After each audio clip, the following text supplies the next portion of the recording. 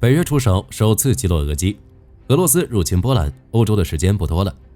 伊斯坎德尔导弹击中乌克兰内阁大楼新消息，左23高射炮新战机击落伊斯坎德尔 M， 突破制裁，俄导弹包含30多个外国零部件。乌克兰游击队追踪俄特种部队，13个欧盟国家承诺向乌克兰提供新援助，80%的承诺炮弹已交付，白银金属建立欧洲最大弹药厂。精彩资讯马上开始。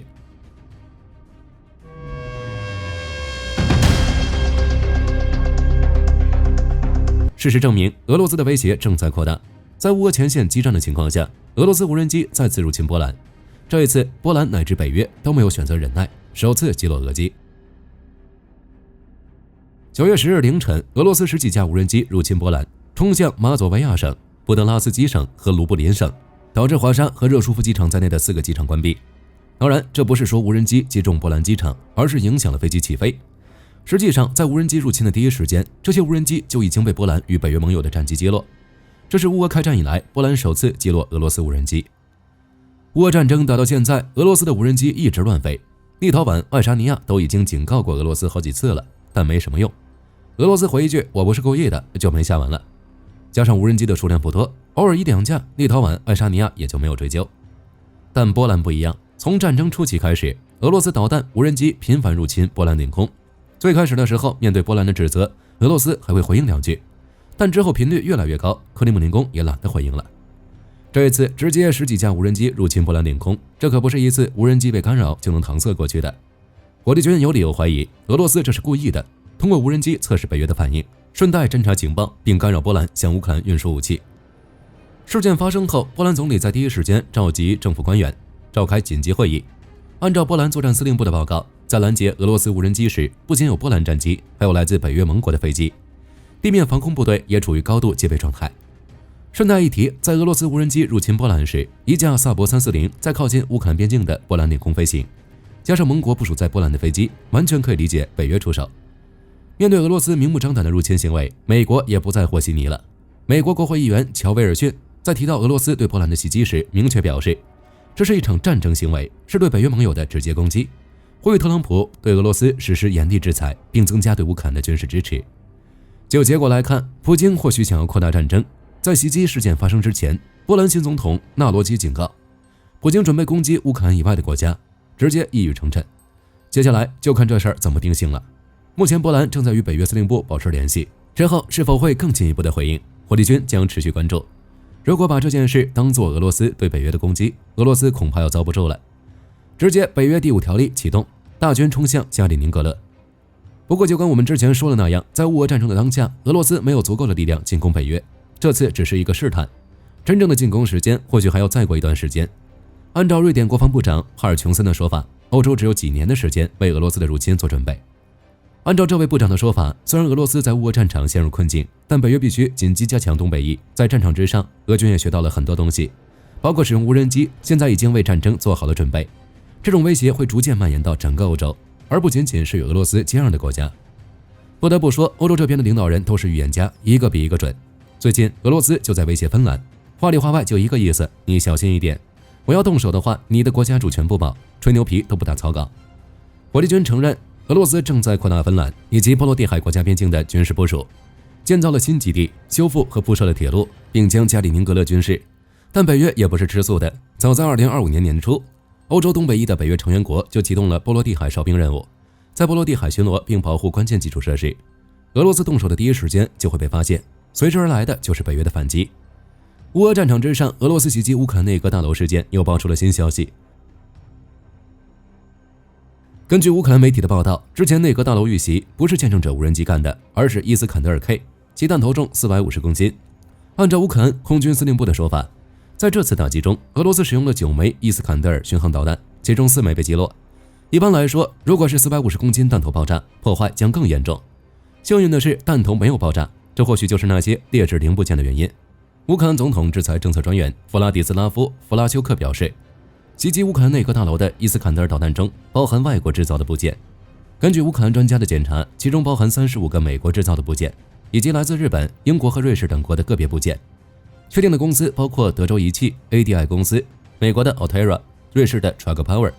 布拉肖克表示，与前几年的导弹相比，来自欧洲和美国的部件较少，来自俄罗斯和白俄罗斯的部件较多。目前乌克兰已经与盟友分享调查结果，也采取后续的制裁。就跟我们之前说的那样，俄罗斯正在通过第三方国家获得那些高科技零部件，不过这些零部件的质量不太行，或许正是因为这方面的原因，伊斯坎德尔导弹才没有爆炸，也有可能是由于飞行中的损坏。不过最终导弹燃料引发了火灾，还是对内阁大楼造成了一定的破坏。除了伊斯坎德尔导弹，在俄罗斯其他无人机和导弹中，乌克兰发现了100多个外国零部件，其中包括伊朗制造。从这点来看，美国的制裁需要进一步加大，彻底摧毁俄罗斯的战争潜力。在战场之上，还有一件很劲爆的消息，乌军使用左23高射炮击落了一枚俄罗斯伊斯坎德尔 K 导弹，这比6连装 AK 拦截无人机还要猛。火箭军刚开始看到的时候还以为是谣言，不过事实证明这是乌克兰武装部队宣布的，并且还有视频为证。就性能来看，伊斯坎德尔导弹的速度达到了每小时900公里，可以在6米至7米的高度飞行，很难拦截。而左23高射炮是苏联时代的产物，于1960年首次推出，每分钟可以射出2000发子弹，有效射程约为2.5公里。就这数据来看，左23高射炮击落伊斯坎德尔导弹难度不亚于朝鲜用石子击落美国卫星。简单来说，就是年代久远，覆盖范围有限，虽然现在还在用，但效果有限。这次击落伊斯坎德尔导弹只能说没有技术，全是运气。当然这并非贬义词，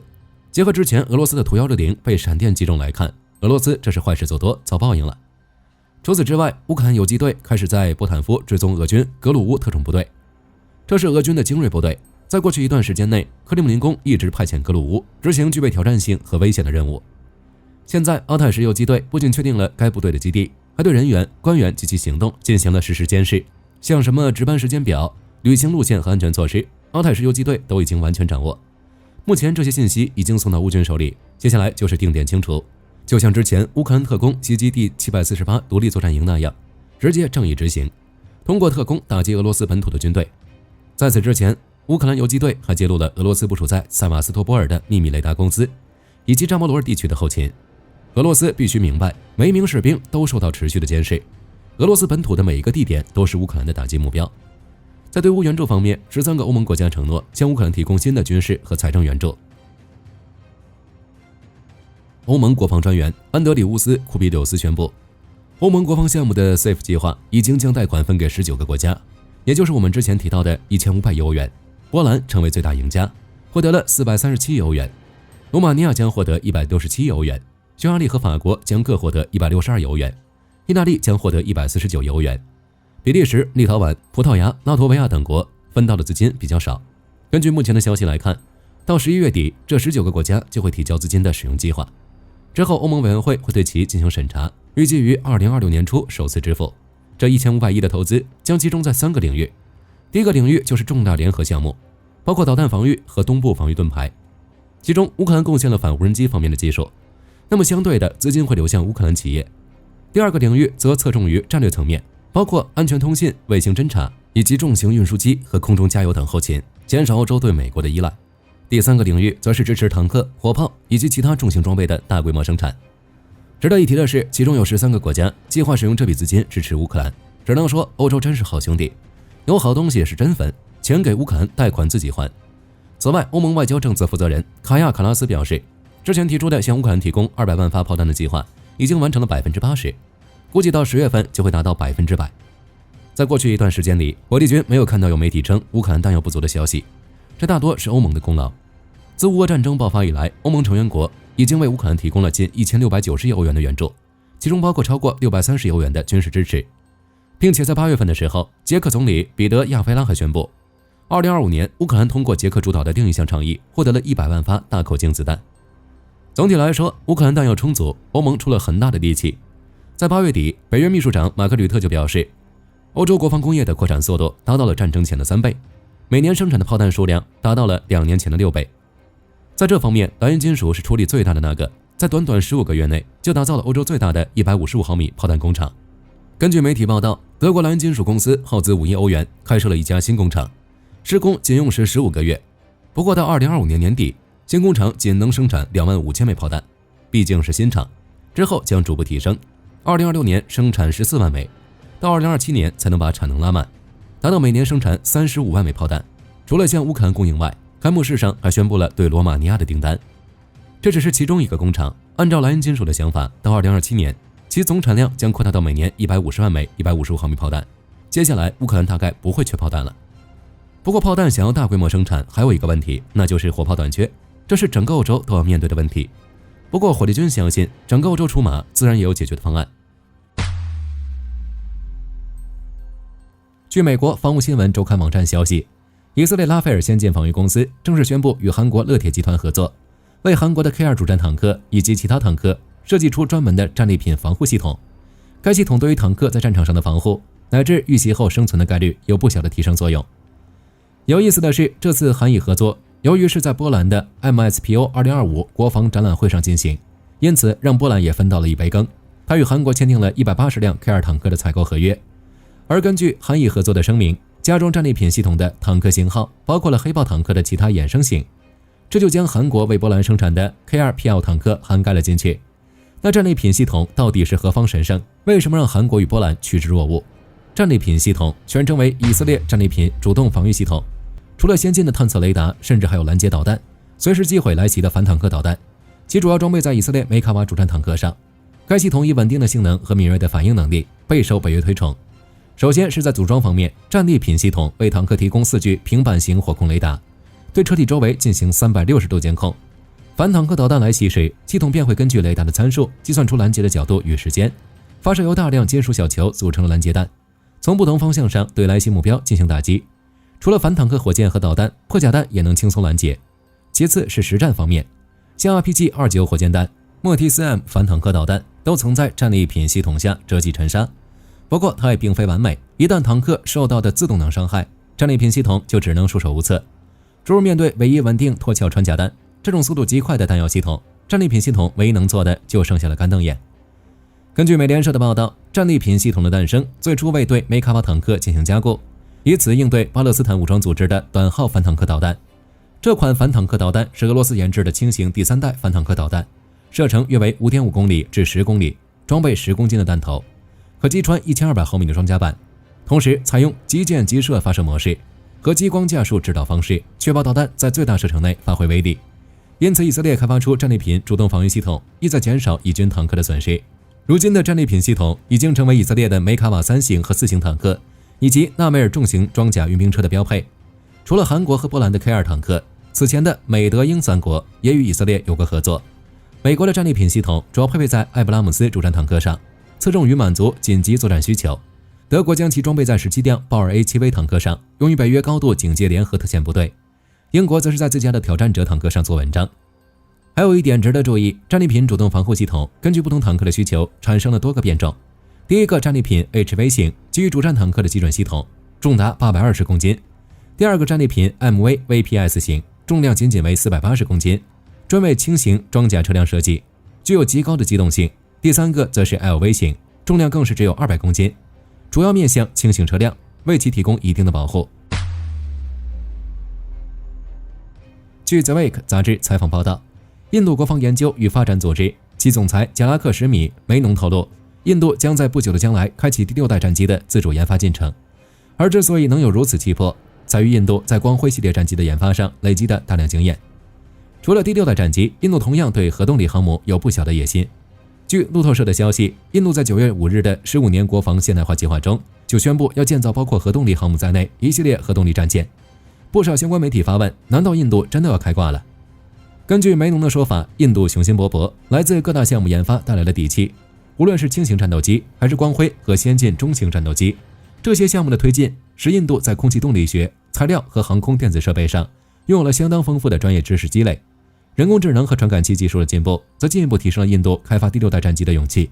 现在的印度以国产5代机项目，也就是先进中型作战飞机的研制为主，虽然并没有成机画面，但也已经有了全尺寸模型。按印度军方的说法，首架原型机将在2027年完成，直到2028年实现首飞，量产交付则要来到2036年。可见印度想要完成这个目标仍需要很长一段时间。目前的印度空军打算为7个中队配备 AMCA， 也就是126架先进中型作战飞机，而前2个中队使用的是美国记忆 F414 发动机，而后5个则是法印联合研制的120KN 发动机。本土化发动机覆盖率着实低了点。为此，印度计划和法国赛峰集团计划共同研发用于印度本土第5代战机的新型发动机。根据印媒的说法，赛峰集团则在这次合作中进行了全权技术转让。或许是对这次第5代机的研发经验累积，才让印度有了第6代机研发的想法。核动力航母方面，印度国防部在2025年的路线图中提出了一个构思，加强公司部门的伙伴关系是未来发展的方向。但以目前印度的核动力航母开发经验来看，想要短期内研制出自主开发的核动力航母，同样长路漫漫。目前的印度有2艘航母，第一个由俄罗斯建造超日王号，第2艘则是其国产的维克兰特号，只是都跟核动力3个字谈不上一点关系。但是从印度规划的路线图来看，核动力航母还只是开胃小菜。印度未来还计划建造其他核动力潜艇。印度军方表示，未来大概需要10套核动力推进系统。既然有了新一代核动力航母，那自然也要配备新一代舰载机。根据印度媒体的消息，未来航母将配备自制的下一代舰载机、双引擎舰载战斗机以及轻型的光辉战斗机。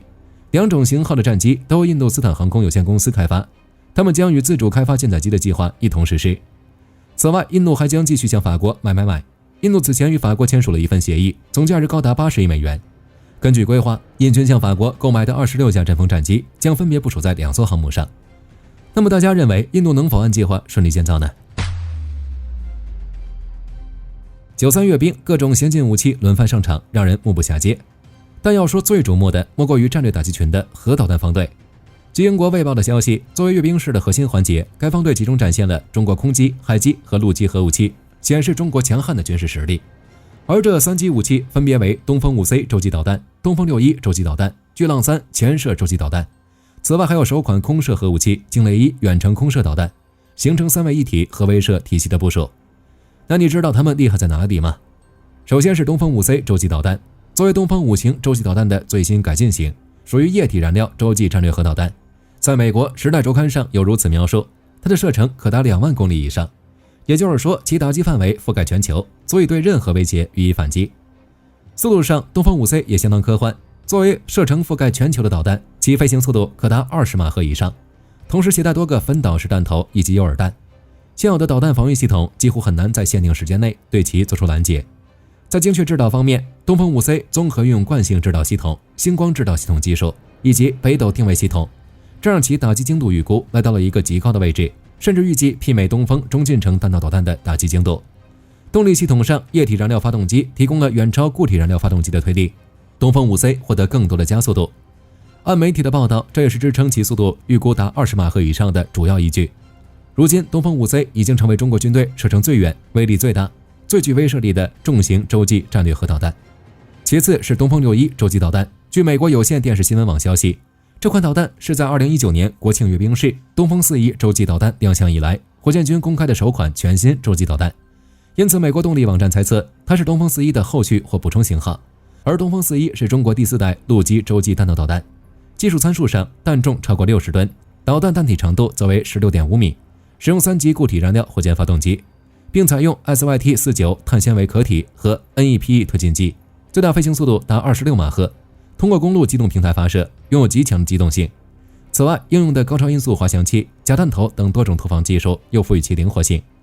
因此，即便东风61的技术细节目前尚未公布，但我们也能从东风41上大致窥见其性能的轮廓，而且运输起数发射车与东风41大体相似，这表明在设计上同样充分考虑了其公路机动性和生存能力。再者是巨浪3潜射洲际导弹，这款导弹是中国自主研发海基战略核导弹，被定义为洲际弹道导弹，射程达到了 1.2 万至 1.5 万公里以上，进一步拓展了中国潜射导弹的打击范围，是目前中国最强最先进的海基远程导弹。据印度媒体亚洲防务安全的报道，巨浪3导弹极有可能装配在094G 改进型核潜艇上。从技术性能上看，它作为中国第3代潜射弹道导弹，由陆基东风41改进而来，使用3级固体燃料推进，惊人的射程，即使在全球海基洲际弹道导弹中也足以名列前茅。倘若横向对比，无论是美国3叉戟2第5导弹的 1.2 万公里射程，还是俄罗斯布拉瓦导弹的9000公里射程，巨浪3都具备更大的战略优势和威慑力。另外需要注意的是，巨浪3采用了分导式多弹头技术，一次可携带多达10枚分导式核弹头。至于 094G 型核潜艇，它是中国第2代弹道导弹核潜艇的改进型号，同样具有优越的性能。其前身深度达400米，航速为30节，活动半径延伸到全球关键水道。搭载12单元大直径 VLS 垂发系统，具备一坑3弹技术。其与巨浪3的搭配，无论从哪个角度来看，都属于强强联合。最后的惊雷1远程空射导弹，它不但是中国首款空射核武器，还是目前全球唯一一款现役空基战略核导弹。采用了2级固体火箭发动机设计，发射重量控制在12到15吨，这就使其速度超过17马赫。在具体性能上，双锥体高超音速的机动弹头赋予其多次跳跃的滑翔能力，也让其导弹轨迹变得难以预测。同时，多模复合制导技术又让惊雷1足以在复杂的电磁环境下精准命中目标，打击精度达到了国际先进水平。综合此前曝光的轰6N机腹单挂构型与吊舱接口，惊雷1被相关报道认为，有可能是为轰6N打造的空基远程弹道导弹系统，帮助了轰6N完成了向核轰炸机的跨越。好了，这期视频到这儿就结束了。各位觉得俄罗斯入侵波兰，北约会如何回应？可以在视频下方留言，大家一起讨论。喜欢的话，不要忘记点点关注。我是火力军，下期见。好的，各位观众朋友们，我们频道一直在聊真实的军事资讯和武器装备，后台也经常有朋友问，有没有值得推荐的入门级模型？今天就和大家分享一款近期接触到的产品。首先，它的外形还原度做得相当不错，比例准确，武器上的一些关键细节和标识也都有体现，材质也说得过去，拿在手上有不错的分量感。其次，它具备一定的可动性，对于理解基础操作原理有一定帮助，让它不仅是个静态摆件。综合它的做工和可玩性来看，价格确实比较亲民。对于想入门模型收藏，或者单纯想在桌上贴一个摆件的朋友来说，是一个性价比很高的选择。商品链接已经给你们上了，感兴趣的朋友可以自行了解。